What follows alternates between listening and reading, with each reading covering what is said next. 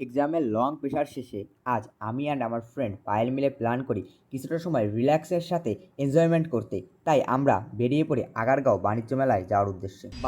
আমরা বাসা থেকে বেরিয়ে জানতে পারি বাণিজ্য মেলা দুদিন আগেই শেষ হয়েছে। বাট কোইন্সিডেন্টলি আগারগাঁও মেট্রো স্টেশনের কাছে আরেকটি ছোট মেলা বসেছিল। আমরা আর দেরি না করে সেই মেলার উদ্দেশ্যে বেরিয়ে পড়ি এবং সেই মেলায় পৌঁছে যাই। মেলায় পৌঁছানোর পর এই নৌকাগুলো দেখে পায়েল তো বেশ খুশি। আপনারা ভিডিওতে ওর চোখে মুখের এক্সপ্রেশনগুলো দেখতে পাচ্ছেন।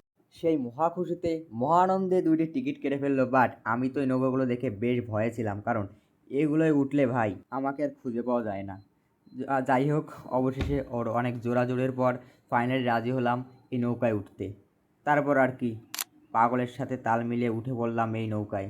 নৌকায় ওঠার পর ফার্স্ট অফ অল সব কিছু ঠিকই ছিল, বেশ এনজয়িং, কারণ এখনও পর্যন্ত নৌকাটা চলা শুরু হয় নাই। তাই বেশ এনজয় করেছিলাম চারপাশের ভিউটা। আর ভাই, পিছিয়ে যে বাচ্চাটা দেখতে পাচ্ছেন, এর সাহস দেখে তো আমি পুরাই অবাক। এই বাচ্চাটা নৌকার একদম উপরে গিয়ে বসেছে। আর এখানে বসা কিন্তু সত্যিই অনেক ঝুঁকিপূর্ণ, কারণ ও যে কোনো সময় ওখান থেকে পড়ে যেতে পারে যখন নৌকাটা উপরে নিচ করে দুলবে। প্রথম দিকে সব কিছু নর্মালি ছিল, বাট নৌকার স্পিড বাড়ার সাথে সাথেই শুরু হয়ে যায় নৌকার আসল মজা। ওঠ আরো ওঠ আরো ওঠ ভাই,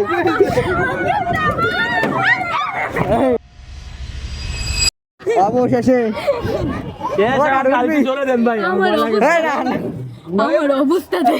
নৌকায় উঠে আমার অবস্থা যে খারাপ হবে এটা আমি আগে থেকেই জানতাম, কিন্তু আমার পাশাপাশি আজ পায়েলও একটা চরম শিক্ষা পেয়েছে নৌকায় উঠে। আপনাদের কার কার সাথে নৌকায় উঠলে ঠিক এমনটা হয়, আর কে কে এই নৌকায় ওঠার জন্য পাগল, অবশ্যই কমেন্টে জানাবেন।